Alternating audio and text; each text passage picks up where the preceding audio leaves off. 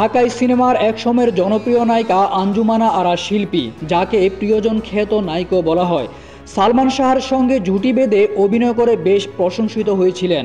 এই নায়কের সঙ্গে প্রিয়জন সিনেমায় অভিনয় করে ব্যাপক জনপ্রিয়তা পান এই অভিনেত্রী। প্রায় 2 দশক ধরে চলচ্চিত্রে নেই শিল্পী।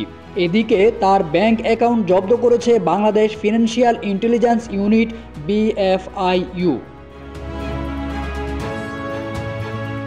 শুধু শিল্পীরই নয়, তার স্বামী প্রিমিয়ার ব্যাংকের চেয়ারম্যান সাবেক আওয়ামী MP HBM ইকবাল সহ তার 3 সন্তানের অ্যাকাউন্টও জব্দ করেছে BFIU।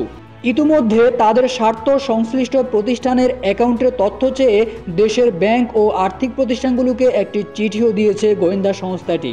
পাশাপাশি তাদের একক নামে কোনো প্রতিষ্ঠান থাকলে সেটার হিসাবও জব্দ করতে বলা হয়েছে। জানা গেছে, চিত্রনায়িকা শিল্পীর স্বামী ইকবাল ব্যাংকের মালিকানার পাশাপাশি নানা ধরনের ব্যবসার সঙ্গে যুক্ত রয়েছেন। তিনি প্রিমিয়ার গ্রুপের চেয়ারম্যান। গ্রুপটির অধীনে 5 তারকা হোটেলের পাশাপাশি রেস্টুরেন্ট, সিমেন্ট উৎপাদন, মেডিকেল সেন্টার সহ নানান ব্যবসা রয়েছে। এছাড়া দেশে একাধিক শিক্ষা প্রতিষ্ঠানও গড়ে তুলেছেন তিনি। 2011 সাল থেকে ক্ষমতার অপব্যবহারের মাধ্যমে বিভিন্ন ব্যবসা প্রতিষ্ঠান গড়ে তুলেছেন ইকবাল। তার বিরুদ্ধে প্রিমিয়ার ব্যাংকের চেয়ারম্যান পদে থাকার পাশাপাশি গুলশানে হোটেল রেনেসা, গুলশান 2-এ হিলটন হোটেল অ্যান্ড রিসোর্ট ও রয়্যাল ইউনিভার্সিটি অব ঢাকা নির্মাণের অভিযোগও রয়েছে। ইতিমধ্যে তাদের বিরুদ্ধে দুর্নীতির অভিযোগ অনুসন্ধানের সিদ্ধান্ত নিয়েছে দুর্নীতি দমন কমিশন দুদক। গত এক যুগে অনেক কোম্পানির মালিক হয়েছেন ইকবাল। ওই সব প্রতিষ্ঠানের বিভিন্ন পদে থেকে বিপুল সম্পদ অর্জন করেছেন বলে দুদকের অভিযোগে বলা হয়েছে।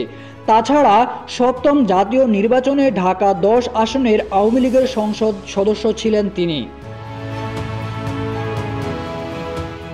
90 দশকের মাঝামাঝি থেকে একটানা কয়েক বছর চলচ্চিত্রে কাজ করেছেন শিল্পী।